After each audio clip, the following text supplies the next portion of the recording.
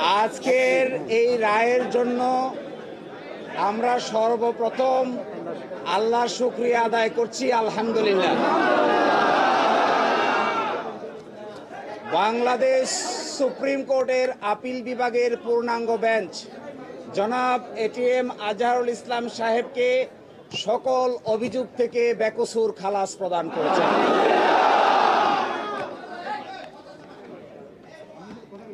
আজকে থেকে, এখন থেকে জামায়াতে ইসলামের সাবেক ভারপ্রাপ্ত সেক্রেটারি জেনারেল জনাব ATM Azharul Islam is an innocent man.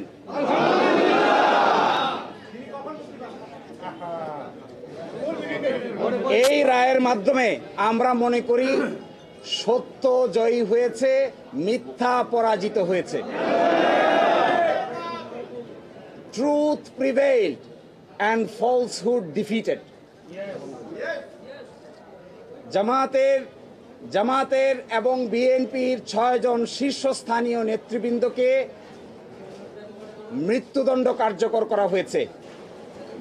5 জন, অন্ততপক্ষে 5 জন জেলেই কারাবরণ করেছেন, জেলেই মৃত্যুবরণ করেছেন।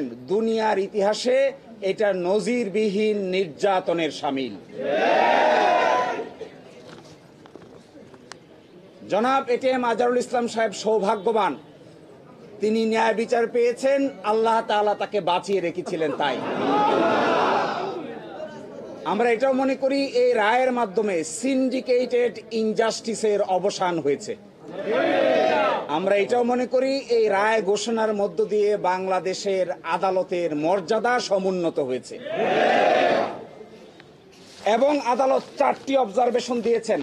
তার মধ্যে প্রথমটি বলেছেন, অতীতের রায়ে বাংলাদেশ সহ এই ভারতীয় সাবকন্টিনেন্টের ক্রিমিনাল বিচার ব্যবস্থার পদ্ধতি চেঞ্জ করে দেওয়া হয়েছিল, এটা ছিল সবচাইতে বড় ভুল। আরো বলেছেন, আদালতের সামনে উপস্থাপিত সাক্ষ্য প্রমাণ অ্যাসেসমেন্ট করা ছাড়াই জনাব এটিএম আজহারুল ইসলাম সাহেবকে ফাঁসি দেওয়া হয়েছিল। এবং আরেকটি ইম্পর্টেন্ট কথা বলেছেন যে পৃথিবীর ইতিহাসে এটি একটি ট্র্যাভেস্টি অফ ট্রুথ, অর্থাৎ বিচারের নামে অবিচার। আরো বলেছেন,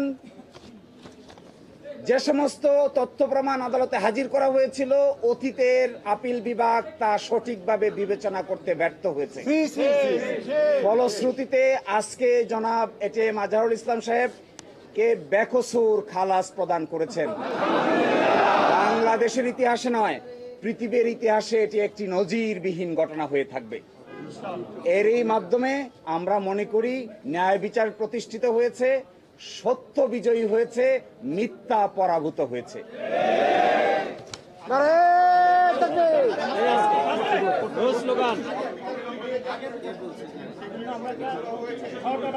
জি, আমরা